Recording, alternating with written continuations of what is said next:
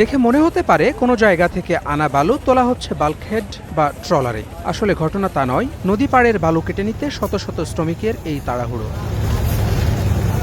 এ চিত্র ভারতের সীমান্ত ঘেঁষা সুনামগঞ্জের জাদুকাটা নদীর। স্বচ্ছ পানির জন্য ভ্রমণ পিপাসুদের কাছে পরিচিত যে নদী, সেখানে আজ শকুনের থাবা। নদীর পাড় কেটে চলছে দামি বালুর লুটপাট। সাদা পাথরের পর জাদুকাটায় চলছে লুটেরাদের মহোৎসব।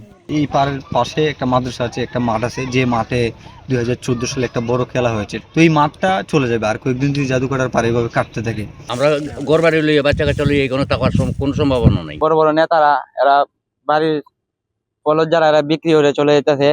আমাদের খুব ক্ষতি হইতেছে। আমার খেলার মাঠ আছে, আর বড় জোরে এক সপ্তাহ খাইলে খেলার মাঠ শেষ।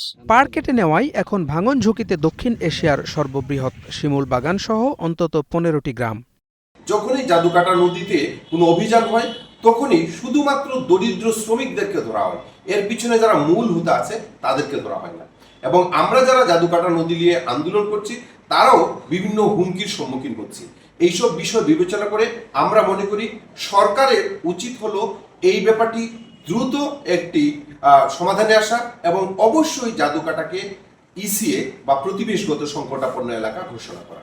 এরই মধ্যে কয়েকজনকে সাজা দিয়েছেন ভ্রাম্যমাণ আদালত। পুলিশ বলছে খুব শিগগিরই মূল হোতাদের বিরুদ্ধে মামলা করে আনা হবে আইনের আওতায়। পালিয়ে দেওয়া শুধু দিচ্ছি না, আমরা তাদেরকে জানিয়ে দিচ্ছি এবং মামলা হচ্ছে এবং তাদের নামে মামলা অলরেডি একটা আজকে এফআইআর হচ্ছে, আর বাকি মামলাগুলো পর্যায়ক্রমে হবে। দীর্ঘদিন ধরে এই লুটপাট চলে আসলেও অবশেষে নড়ে চড়ে বসেছে জেলা প্রশাসন। গঠন করেছে টাস্কফোর্স। অপরাধীদের শনাক্ত করে আইনের আওতায় আনার কথা জানালেন পরিবেশ কর্মকর্তা। তবে জেলা প্রশাসক বলছেন সুনির্দিষ্ট তথ্য আর প্রমাণের অভাবে ধরা যাচ্ছে না অপরাধীদের। সীমানার বাইরে যাতে কোনো ধরনের পাট কেটে বালু কেউ অবৈধভাবে উত্তোলন করতে না পারে, সেই জন্য আমাদের জেলা প্রশাসন থেকে একটি টাস্কফোর্স গঠন করা হয়েছে। সেই অনুযায়ী আমরা নিয়মিত এখানে পরিদর্শন বর্তমানে করতেছি। বিজিবি আছে, পুলিশ আছে, আনসার আছে, পরিবেশ অধিদপ্তরের প্রতিনিধি আছে এবং আমরা নৌ পুলিশ এবং র্যাবকেও চিঠি দিয়ে বলছি যে না, এই টাস্কফোর্সের কার্যক্রমে সহায়তা করে। যদি সুনির্দিষ্টভাবে যদি প্রমাণ করা যায় তো, কিংবা বলতো যে আসলে ওনরাই বিক্রি করে, তাহলে পরে ওনাদের বিরুদ্ধে আমরা আইনানুগ ব্যবস্থা গ্রহণ করার জন্য পুলিশকে বলতাম। জাদুকাটা নদীর প্রকৃত প্রস্থ ছিল মাত্র 58 মিটার, কিন্তু তীর কাটতে কাটতে সেটি এখন ঠেকেছে প্রায় 1 কিলোমিটারে। Desk report, star news.